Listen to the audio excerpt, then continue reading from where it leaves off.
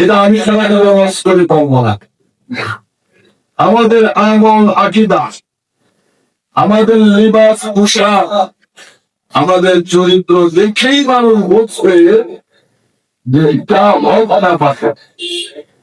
কি কও? ওই যে বৃক্ষ তোমার নাম কি বলে পরিচয়, এইগুলো তো আমার গাছের ফল, তোমরা হলো আমার গাছের ফল। তোমাদেরকে দেখেই মানুষ দেখবে যে না, এই গাছের ফল যদি এত সত্য হয় তাহলে গাছটাও সত্য।